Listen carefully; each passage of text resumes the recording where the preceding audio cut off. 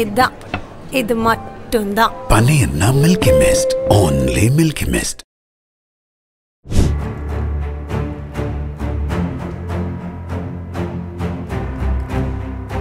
ஞானேஷ்குமார் யாரு? மத்திய உள்துறை அமைச்சகத்துல அமித்ஷா கீழே பணியாற்றியவர். அமித்ஷாவுக்கு அவரு வளர்ப்பு நாய். அமித்ஷா என்ன சொல்லுவாருன்னா, யார் பேர்ல வேணாலும் நடவடிக்கை எடுக்கலாங்க, மோடி பேர்ல எடுக்கலாம், என் பேர்லயும் எடுக்கலாம் பாரு. அவர் நினைச்சா மோடி பேர்ல எடுத்துருவாரு, அது வேற விஷயங்க.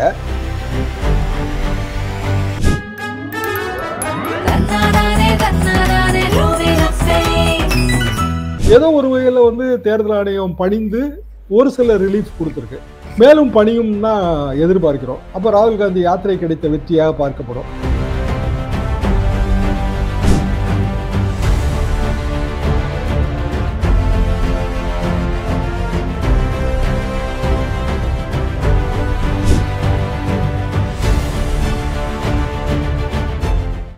நாடு முழுவதும் பரபரப்பாக பேசப்படுகிற விஷயம் ஓட்சோரி. ராகுல் காந்தியோட பீகார் யாத்திரை. ராகுல் காந்தியோட யாத்திரைகள் எல்லாமே நீங்க எடுத்து பார்த்தீங்கன்னா, எதிர்கட்சிகள் வலிமையா இருக்கிற மாநிலங்கள் அது மேலும் பலன் அளித்திருக்கு. அது பிஜேபிக்கு எதிராக.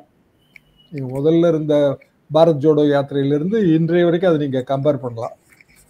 அப்போ நாடு முழுவதுக்குமான ஒரு பிரச்சனை.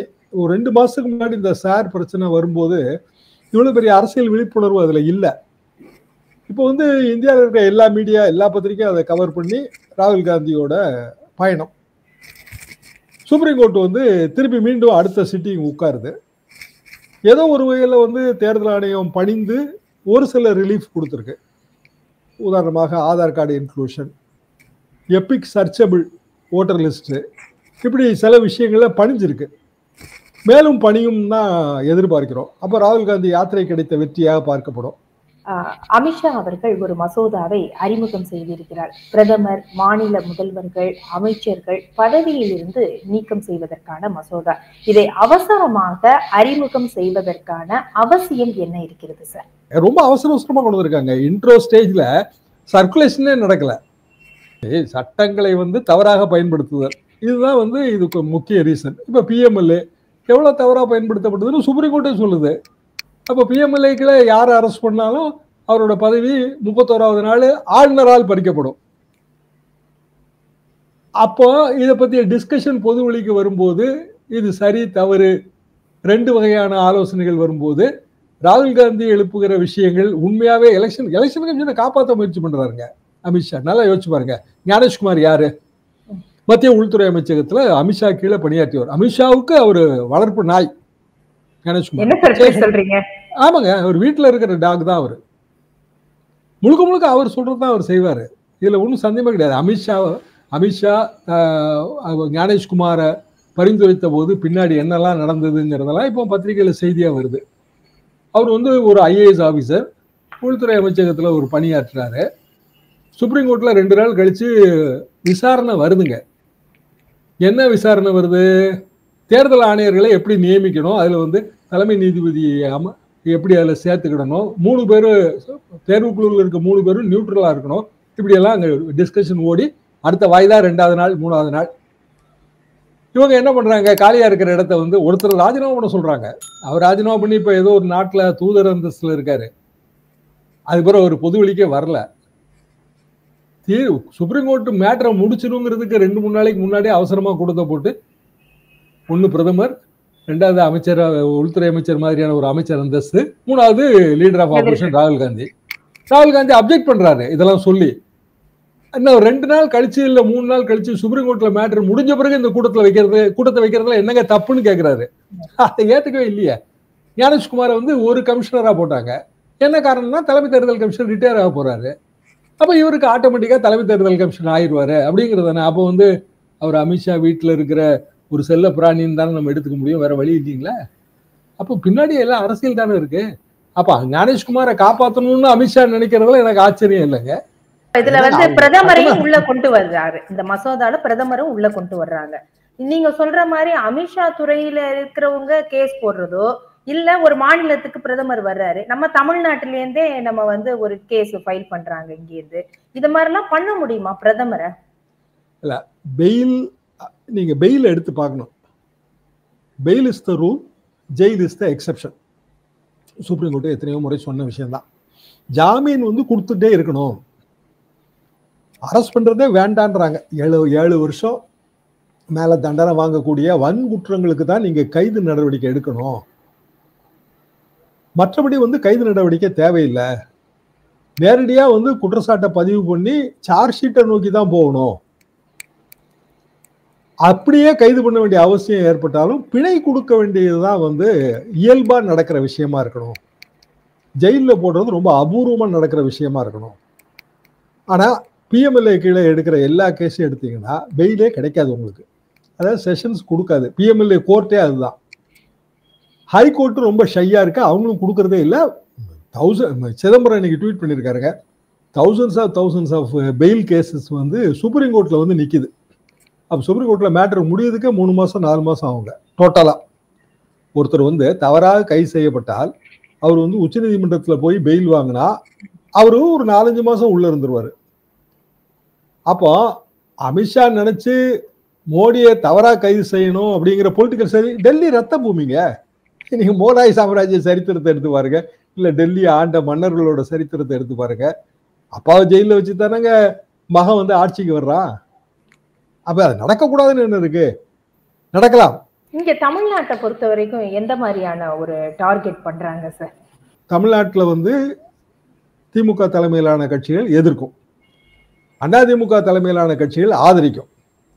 அதிமுக தலைமையிலான கட்சிகள் ஆதரிக்கிறதுலேயே அவங்களுக்கு ஒரு சிக்கல் இருக்கு. நாளைக்கு அவங்க ஏதாவது உயர்ந்த பதவியில அமர்ந்து டெல்லியை பகிச்சுக்கிட்டாங்க அப்படின்னா இதுவரைக்கும் இடி பாயும் இல்ல வந்து சிபிஐ பாயும் அப்படிதான் பயப்படணும். இப்போ கவர்னர் பாய்வாரு, அது ரொம்ப டேஞ்சரஸ் இல்லைங்களா? இந்த கவர்னர் விடுங்க, எந்த கவர்னர் வந்தாலும். அவ்வளவு பெரிய வெங்கட்ராமங்க தமிழர் தானே அவரு. இன்னைக்கு ஒரு டிஸ்கஷன் இருக்கு, தமிழர் சிபிஆருக்கு வந்து ஆதரவளிக்கணும், ஒரு சன் ஆஃப் த சாயில், இந்த டிஸ்கஷன் ஓடுது, ரைட்டுங்களா? அப்போ வெங்கட்ராமன் துணை ஜனாதிபதி ஆகும்போது திமுக ஆதரிச்சுதான்னா ஆதரிக்கல. துணை ஜனாதிபதியிலிருந்து அவர் ஜனாதிபதி ஆக்கப்படும் போது திமுக ஆதரிச்சுதான்னா ஆதரிக்கல. ஏன்னா அவங்க ஐடியாலஜிக்கலா டிஃபரன்சஸ் சொன்னாங்க. அதே வெங்கட்ராமன் தமிழர் தான், திமுக ஆட்சியை டிஸ்மிஸ் பண்ணது அவர் தானே 91. எதுக்காக நான் சொல்றேன்னா, மோஸ்ட்லி வந்துங்க டெல்லியோட எஜமான விசுவாசம் இதை வச்சுதான் ஞானேஷ்குமாரும் அப்படிதான் டிசைட் பண்றாரு, வெங்கட்ராமனும் அப்படிதான் டிசைட் பண்ணாரு. இது காலகாலமா நம்ம பார்த்துட்டு வர்ற விஷயம். ஆனா அரசியல் வாழ்க்கையை வந்து ஸ்தம்பிச்சு போக செய்யற அல்லது அஸ்தமனம் செய்ய ஆக்கக்கூடிய முயற்சிகள்ல ஈடுபடுறது இல்லை. கருப்பு சட்டங்களை கொண்டு வந்திருக்காங்க. இப்போ பிஎம்எல்ஏ இவ்வளவு தூரம் டீத் வந்தது காரணம் வந்து சிதம்பரம் தான். அவர் தான் வந்து இவ்வளவு அதிகாரங்களை அதுக்கு கொடுத்தாரு. அப்ப அவர் என்ன சொன்னாரு? புனிதமான நோக்கங்க, ஆயுத கடத்தல்காரர்களை பிடிக்கிறது எப்படி, போதை மருந்து கடத்தல்காரர்களை பிடிக்கிறது எப்படி, இவ்வளவு கடுமையான விதிகள் வச்சாதானே அவங்கள பிடிக்க முடியும்னாரு. ரைட்டு. இப்ப அவங்கள பிடிச்சிட்டு இருக்காங்களாங்கிறது கேள்விக்குறி. நம்ம குண்டாஸ் ஆக்ட் கொண்டு வந்தாங்க முதல்ல அந்த எம்ஜிஆர் காலத்துல, நல்ல ஞாபகம் இருக்கு. குற்றம் செய்வதே இவங்க வாடிக்கையா கொண்டிருக்காங்க. இவங்க சாதாரண ஆளுங்க கிடையாது, குற்றம் செய்யறதுதான் தொழில். ஒரு வருஷம் முடக்கினா தான் சரியா வரும். ஒரு வருஷம் முடக்கினா அவனோட எல்லா பேக்ரவுண்டும் முடங்கும். அப்படிதான் அந்த ஆக்ட் பாஸ் ஆச்சு. இன்னைக்கு என்ன ஆச்சு? கருப்பு சட்டங்கள் வந்துங்க மக்களுக்கு அந்த நுணுக்கங்கள் தெரியாது. ஆனா கருப்பு சட்டங்கள் பெரும்பாலும் குரல் வலையை நெரிக்கத்தான் பயன்படுது. ஆனா இந்த இதுல பிரதமரையும் தானே கொண்டு வந்திருக்கிறாங்க சார். வெறும் மாநில முதல்வர்கள் பயப்படுறோம் அப்படின்னா பிரதமரையும் உள்ள கொண்டு வந்திருக்கிறாங்க. அப்ப அவர் மேல என்ன பண்ண முடியும்? இந்தியால எந்த காலத்துல பிரதமர் பேர்ல நடவடிக்கை எடுத்தாங்க? இந்திரா காந்தி பேர்ல வழக்கு வந்தப்ப அவங்க வந்து பிரதமர் பதவியே வந்து இந்த மாதிரி வழக்கு விசாரணைகளுக்கு அப்பாற்படுதுன்னு சட்ட திருத்தம் கொண்டு வந்தாங்க, நிறைவேற்றினாங்க. எந்த காலத்துல வந்து நம்ம பிரதமர் பேர்ல நடவடிக்கை எடுத்திருக்கோம்? அது வந்து எப்போதுமே ஒரு நியாயத்தை கற்பிப்பதற்காக செய்யப்படுகிற ஒரு ஏற்பாடுங்க. அதை தாண்டி அதுல எதுவுமே கிடையாது. அமித்ஷா என்ன சொல்லுவாருன்னா, யார் பேர்ல வேணாலும் நடவடிக்கை எடுக்கலாங்க, மோடி பேர்ல எடுக்கலாம், என் பேர்லயும் எடுக்கலாம் பாரு. அவர் நினைச்சா மோடி பேர்ல எடுத்துருவாரு, அது வேற விஷயங்க. ஆனா அவர் சொல்றது இதைத்தான் சொல்லுவாரு. மக்கள் குறிப்பா வட இந்திய பிஜேபி வாக்காளர்கள் எவ்வளவு நியாயமா நடந்துக்கிறாங்க. இந்த காங்கிரஸ் கட்சி வந்து இதை இப்படி குழப்புது, எதிர்கட்சி எல்லாம் இப்படி குழப்புது. அப்ப தேர்தல் வர்ற நேரத்துல இது பீகார்ல வந்து இது பேசு பொருளா மாறும். பீகார்ல இப்போ ஓட் சோரி பேசு பொருளா இருக்கு. இனி வேணா பாருங்க, நாளையில இருந்தோ இல்ல நாளை மறுநாள்ல இருந்தோ இதுக்கான கேம்பெயின் நடக்கும். அப்ப அப்படியான ஒரு கேம்பெயின் ஒரு சட்ட மசோதாவை பார்லிமெண்ட்டுக்குள்ள இன்ட்ரோ பண்ணாம கொண்டு வர முடியாது. இப்போ இன்ட்ரோ பண்ணியாச்சு. இந்த கேம்பெயினை வச்சு ஓட்டலாம், இன்னொரு 3 மாசம் ஓட்டுங்க, ஓட்டினா பீகார்ல தேர்தல் முடிஞ்சிடும். இது வந்து பீகார்ல அவங்க தோத்துருவாங்கங்க. அந்த பயம்தான் எல்லாமே முதல்ல இருந்து அதுதான் ஓடிட்டு இருக்கு. அப்ப பீகார் அவங்களுக்கு அந்த களம் சாதகமா இல்லைன்னு தெரிஞ்ச பிறகு அவங்க நிறைய விஷயங்கள் பண்ணாங்க. சார், பீகார் சார், தேர்தல் ஆணையம், இப்ப அடுத்தாப்புல இது வந்துருச்சு. இப்ப எப்படி எதிர்கட்சிகளோட இது இல்லாம, அனுமதி இல்லாம இவங்களால நிறைவேற்ற முடியும் சார்? அப்போ அந்த அவையில எல்லா எம்பிக்களை வந்து சஸ்பெண்ட் பண்ண வேண்டியதுதான். அதனாலதான் இவங்க என்ன சொல்றாங்கன்னா, நாங்க ஜேபிசிக்கே ஆள் அனுப்ப போறது இல்ல, ஜேபிசியை ரெப்ரசென்ட் பண்ணாதானே ஜேபிசி நீங்க கன்வீன் பண்ண முடியும், நாங்க ரெப்ரசென்ட் பண்ண போறது இல்ல. இது அடுத்த கட்ட பெரிய பிரச்சனையா மாறுதுங்க இது.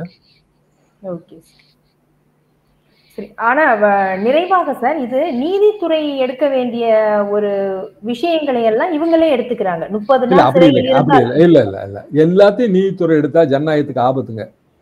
ஜனநாயகத்துல வந்து யாரு முடிவு செய்யணும்னா மக்களால் தேர்ந்தெடுக்கப்பட்ட பிரதிநிதிகள் தான். ஆனா இந்த இடத்துல இது எப்படி சார் இவங்க பார்லிமெண்ட்ல இப்ப உதாரணமா இது நிறைவேறிடுச்சுன்னு வச்சுக்கோங்க, அப்புறம் வந்து கோர்ட் வந்து உட்காரும். இது வந்து காமன் லா, அதாவது சட்ட மன்றங்கள் நிறைவேற்றுகிற சட்டத்தை விட நீதிமன்றங்கள் கொடுக்கிற வியாக்கியானம் தான் இங்க வந்து உயர்ந்தது. கேஸ் லா கண்ட்ரிமாங்க அதை. அப்போ இந்த கண்ட்ரியில நீங்க சட்டத்திட்டத்தை நிறைவேற்றிட்டு உச்ச நீதிமன்றத்துக்கு போகணும், போனா அங்க பெரிய வாத பிரதிவாதம் நடக்கணும். அது கான்ஸ்டியூஷன் மேட்டர், கான்ஸ்டியூஷன் பெஞ்சு போடணும், வருஷம் ஆகும். அதுக்குள்ள இது நடந்துகிட்டே இருக்கும், நடைமுறையில இருந்துகிட்டே இருக்கும். அப்ப இதை தடுப்பதற்கான வழி என்ன, நிறைவேற்றுவதற்கான வழி என்ன, இந்த ரெண்டையும் தான் பார்க்கணும். நிறைவேற்றுவதற்கான வழின்னா மெஜாரிட்டி இல்லைன்னு எல்லாருக்கும் தெரியும். அப்ப ஆர்டிபிஷியலா நிறைவேற்றிடலாம். இப்போ நேற்றைக்கே வந்து சில சட்ட மசோதாக்கள் நிறைவேற்றப்பட்டன. எப்படி நிறைவேற்றினாங்க? குரல் ஓட்டு தானே, இவங்க வெளியில போயிட்டாங்க, குரல் ஓட்டுல தீர்மானிச்சிட்டாங்க, அவ்வளவுதான். இப்ப கிட்டத்தட்ட ஒரு 7-8 மசோதா வந்து அப்படி நிறைவேறியாச்சுங்க. ராஜ்யசபாக்கு போய் பிரசிடென்ட் கையெழுத்து போட வேண்டியதுதான் பாக்கி. அதே ரூட்ல தான் இதுக்கும் போவாங்க.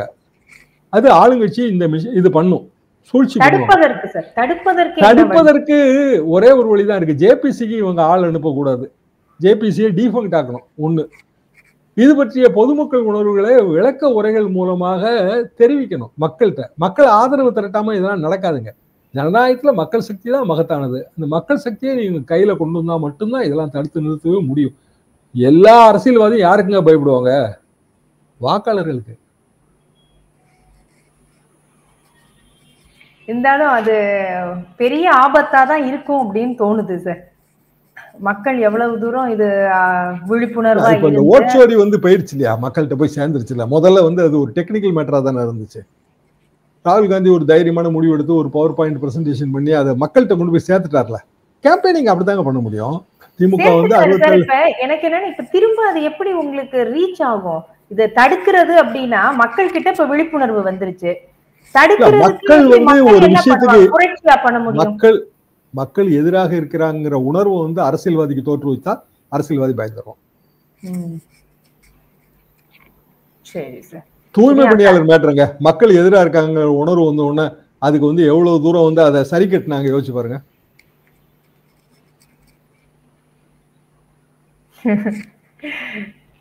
புரியுது. அப்போ மக்களுடைய ஒரு விழிப்புணர்வும் எழுச்சியும் தான் எல்லா ஜனநாயகத்தையும் ஜனநாயகத்தை காப்பாற்ற வேண்டியது மக்கள் தாங்க. மக்கள் தான் அதுல எந்த மாற்று கருத்தும் கிடையாது. கண்டிப்பா சார், மக்கள் கைகளிலே விட்டுடுவோம் இதற்கான தீர்வையும். நன்றி, நிறைய விஷயங்களை நீங்க பகிர்ந்திருக்கிறீங்க சார். நன்றி சார். இது மட்டும்தான் பன்னீர்னா Milky Mist, only Milky mist.